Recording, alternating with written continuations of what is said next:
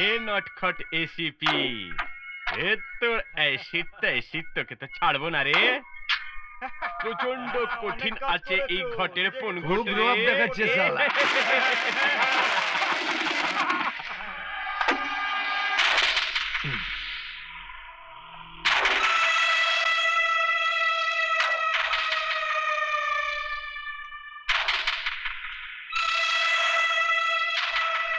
তুই ঠিকই বলেছিলিস, কর্তব্যের খাতিরে তুই জীবনটাও বাজি ধরতে পারিস,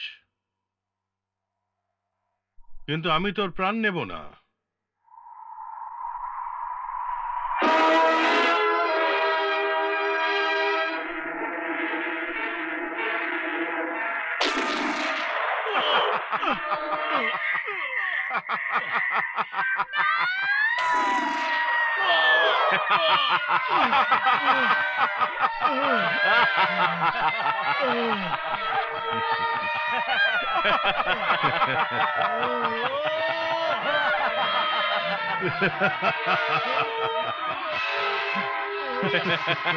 কেমন লাগছে বল?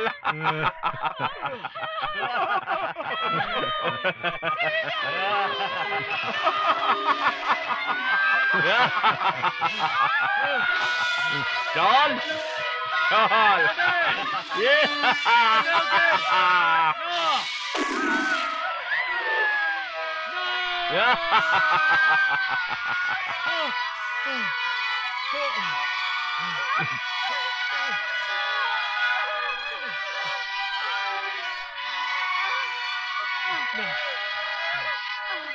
अश्विनी ना ना ना अश्विनी अश्विनी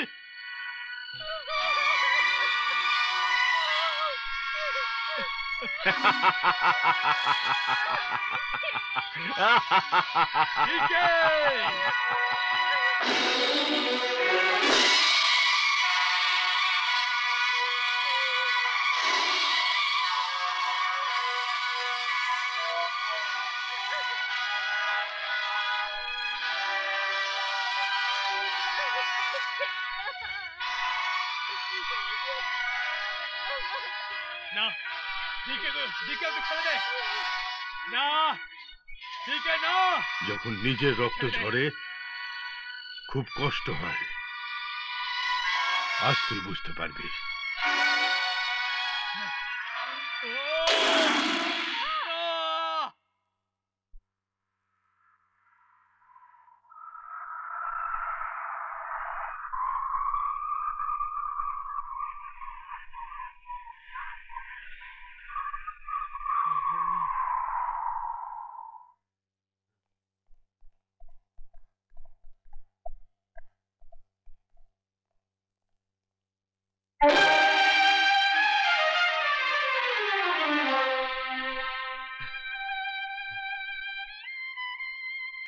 আপনারা আমার কথা বোঝার চেষ্টা করুন। আমি নিজের স্ত্রী আর মেয়েকে দেখতে চাই। আমাকে ওদের কাছে নিয়ে চলুন। আমাকে ছেড়ে দাও আমাকে। আমাকে ওদের কাছে নিয়ে চলো এখনো ইনজেকশন দেননি? নার্স ইনজেকশন দিন। ছাড়ো আমাকে নিজের মেয়ের কাছে নিয়ে চলো। না ছেড়ে দাও। না দাদা দেখুন না, আমাকে ইনজেকশন লাগাবে না। আমি নিজের স্ত্রীকে দেখতে চাই। শান্ত হয়ে যাও। ছেড়ে দাও আমাকে। না ছেড়ে দাও। সব ঠিক হয়ে যাবে দাদা। ছেড়ে দাও আমাকে, না। ঠিক আছে ঠিক আছে, দেখতে চাই। আপনি একটু আরাম করুন। ছাড়ো দাদা আমাকে। ছাড়ো। সাক্ষীদের বয়ান, উকিলদের জেরা আর আদালতে পেশ করা প্রমাণের ভিত্তিতে এটা স্পষ্ট হয়ে যায় যে অভিযুক্ত দামোদর কাংলে উর্ফ প্রভাকর কাংলের এসিপি রাজেশ্বর সিং এর পত্নী এবং তার মেয়ের হত্যার সাথে কোনো সম্পর্ক নেই। কারণ যে সময় খুনটা হয়েছিল ওই সময় অভিযুক্ত পুলিশের শক্ত পাহারার মধ্যে নিজের ঘরের মধ্যেই বন্দী ছিল। সেই জন্য এই আদালত অভিযুক্ত দামোদর কাংলের উপরে এই খুনের অভিযোগকে খারিজ করে দিচ্ছে আর ওনাকে সসম্মানে মুক্তি দেওয়া হলো।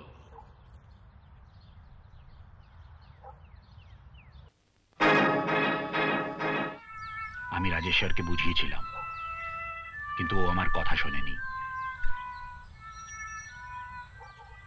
যদি ও কম্প্রোমাইজ করে নিত অন্যায় সামনে যদি মাথা ঝুঁকিয়ে দেওয়ার নাম কম্প্রোমাইজ হয়, তাহলে আমার মনে হয় ভালোই করেছে রাজেশ্বর দাদা যে উনি কম্প্রোমাইজ করেননি।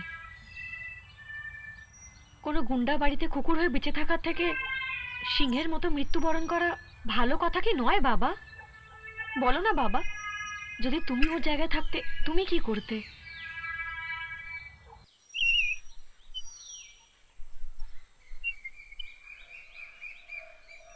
আরে তুই এইখানে দাঁড়িয়ে আছিস আর আমি তোকে পুরো ক্যাম্পাসে খুঁজছি। আজকে তুই একটা পুলিশ অফিসার হয়ে বম্বে যাচ্ছিস। তুই ভাবতে পারিস না যে আমি কত খুশি আছি। এই দেখ, আমি দেবীর মায়ের প্রসাদ নিয়ে এসেছিস। এই দেখ, এই দেখ। দাদা আমি ওখানে। হ্যাঁ, আমার চিন্তা করবি না তুই। আমি যখন ঠিক হয়ে যাব আমি তোর কাছে চলে আসব। দাদা আমি তোমায় কিছু বলতে চাই। আরে তোকে কিছু বলার দরকার নেই, আমি জানি। আমি পুলিশ ফোর্স জয়েন করব না দাদা।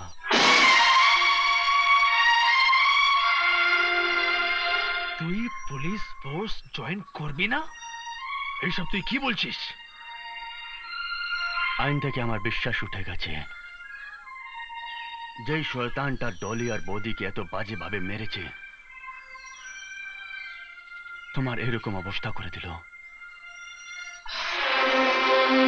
আর আদালত ওকে শাস্তি না দিয়েই ছেড়ে দিল। আমি ভেবেছিলাম যদি আমার দুটো পা নেই তাহলে কি হলো। আমি যা চাইছিলাম, যা করতে চাইছিলাম, ওই সব তুই লড়বি আর তুই আমার সাহায্য করবি। তুই পুলিশে ভর্তি হয়ে তুই বদলা নিবি।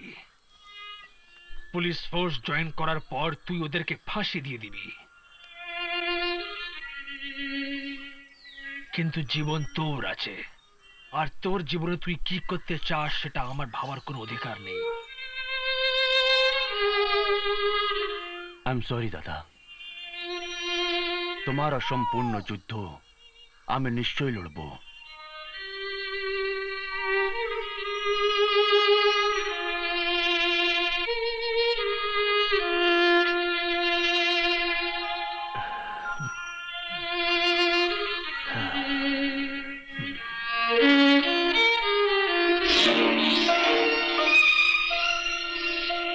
দাদা আমাকে ক্ষমা করে দিও।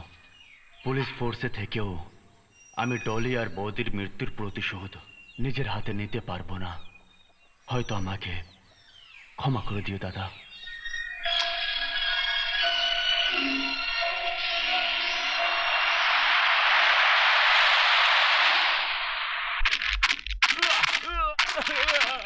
ওকে একদম পিষে মারো, যাতে বুঝতে পারে রাঘবানের সঙ্গে লাগলে কি হয়। কালকের মধ্যে যদি এই বস্তি খালি না হয় তাহলে তোমরা সবাই এইভাবেই মরবে। তোমাদের সবাইকে ওই বাঁচায় যে সুলতান, জীবনে আর কোনোদিনও জেলের বাইরে আসতে পারবে না। চলো।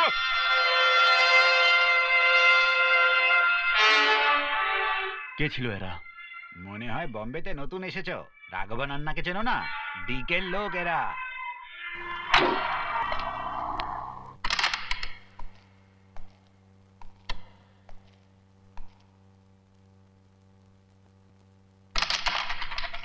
রাঘু আন্না কোথায় আছে?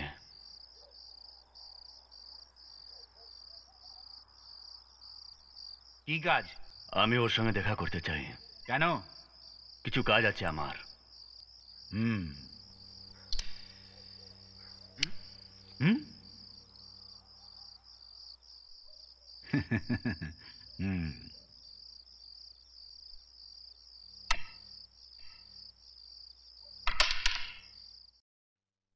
শোন, হ্যাঁ, একটা ছেলে আন্নার সাথে দেখা করতে কি চায়। কাজ আছে ওর? মনে হয় কাউকে মারতে চায়। যা জিজ্ঞাসা করে আয়।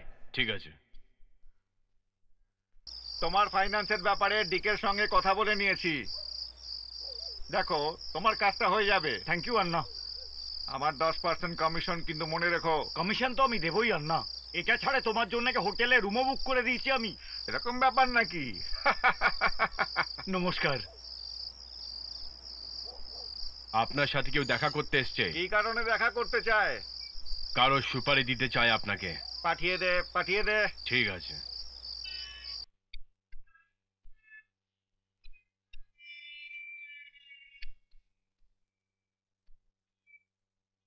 হুম, চলো যাও, উপরে যাও, যাও। আচ্ছা আসছি। হুম।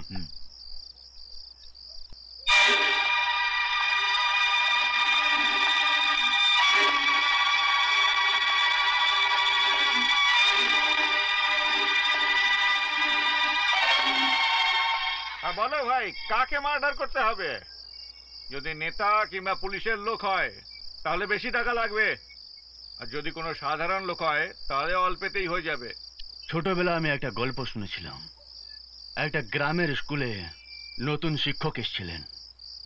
প্রধান শিক্ষক ওনাকে বললেন, যদি ক্লাসরুমে অধিকার করতে হয় তাহলে ক্লাসরুমে যে সব থেকে বদমাশ ছাত্র তাকে ডেকে বাকি সব ছাত্রদের সামনে একটা জোরে চড় লাগিয়ে দাও। আর সেই শিক্ষক যেন ওই রকমই করেছিলেন। তারপর থেকে ওনার ক্লাসরুমের উপরে অধিকার হয়ে গেল। তুমি এখানে আমাকে কি গল্প শোনাতে এসেছো? এই এলাকায় যতজন সব ইল্লিগাল কাজ করছে তাদের তুমি বাবা হচ্ছ রাঘবন। আর গ্রামে যে স্কুল শিক্ষক করেছিলেন, আজ আমিও তোর সঙ্গে সেটাই করতে এসেছি।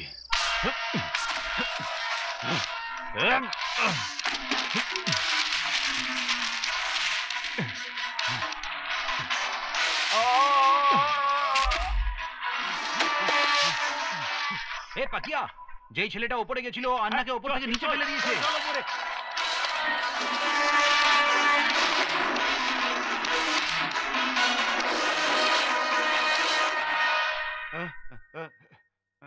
তোমাদের সঙ্গে আমার কোনো শত্রুতা নেই, তাই আমার রাস্তায় আসার চেষ্টা করো না। নাহলে একটা খুন করলেও মৃত্যু হবে, আর 50টা খুন করলেও মৃত্যু হবে।